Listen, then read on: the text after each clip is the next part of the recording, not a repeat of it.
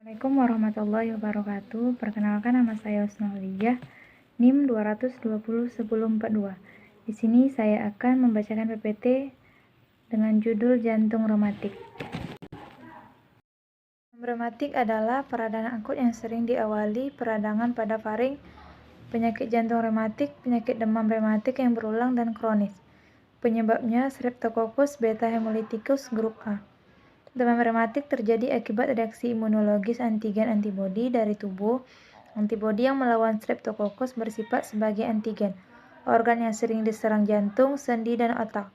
Usia anak yang mengalami demam rematik dan penyakit jantung rematik ini rata-rata usia 6-15 tahun usia sekolah.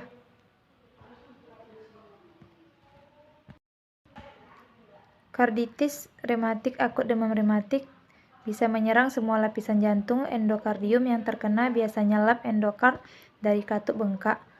Pada tepi daerah pertemuan daun katup terjadi pengumpulan butir-butir endapan yang terdiri dari trombosit dan fibrin vegetasi. Kelainan yang spesifik akibat karditis rematik pada miokard adalah soft body. Kriteria mayor: 1. Karditis. 2. Poliarditis, poliartritis migrans. 3. Chorea Sydenham, peradangan pada sistem saraf pusat. 4. Erythema marginatum. 5. Nodul subkutan siku, ruas jari, lutut, sendi. Kriteria minor: 1. Riwayat demam rematik dan peni demam rematik. 2. Antralgia. 3. Demam rematik lebih dari 39 Celcius. 4. Leukositosis. 5. LED. 6. C-reaktif protein CVR positif. 7. PR interval memanjang. 8. Sleeping pulse. 9. Peningkatan anti-streptolisin O-asto.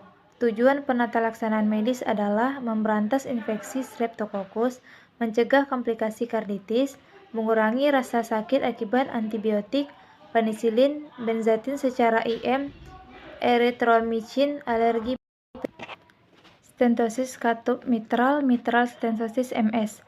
Patofisiologi akibat endokarditis reumatik yang berulang, maka terjadilah pembentukan jaringan-jaringan ikat pada daun-daun katup dan korda tendinae yang pada akhirnya menjadi kontraktur. Perlengkatan di daerah komisura menyebabkan pemendekan korda sehingga daun katup menyempit dan terjadi gangguan aliran darah dari atrium kiri ke ventrikel kiri. Tekanan atrium kiri, tek vena pulmo, hipertrofi ventrikel kanan, regurgitasi katup, tricuspid, hipertrofi atrium kanan adalah kelainan ritme jantung yang dapat diketahui dari adanya kelainan pada gambaran irama dan morfologi EKG. Peradangan jantung, demam rematik, miokarditis karena infeksi.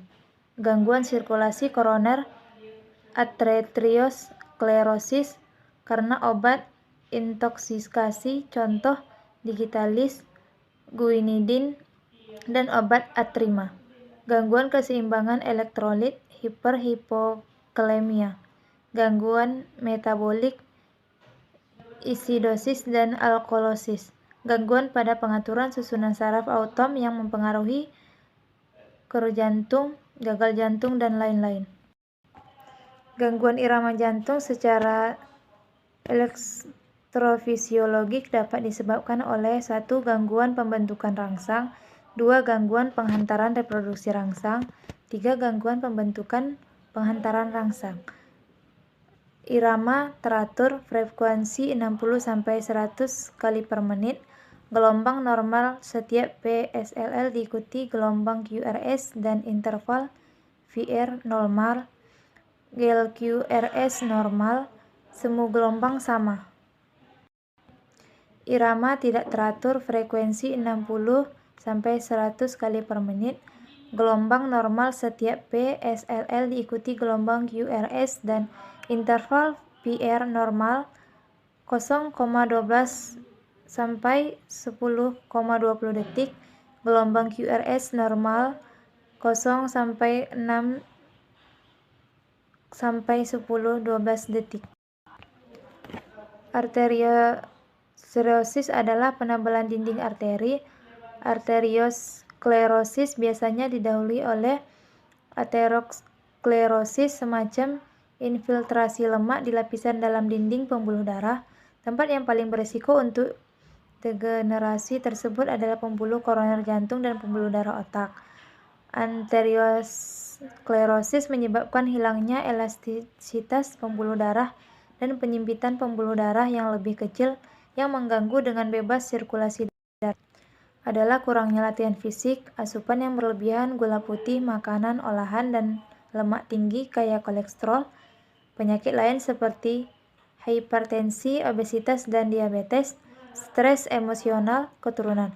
Shock adalah suatu keadaan di mana oksigenasi jaringan dan frekuensi perfusi jaringan tidak adekuat yang disebabkan karena adanya gangguan sirkulasi.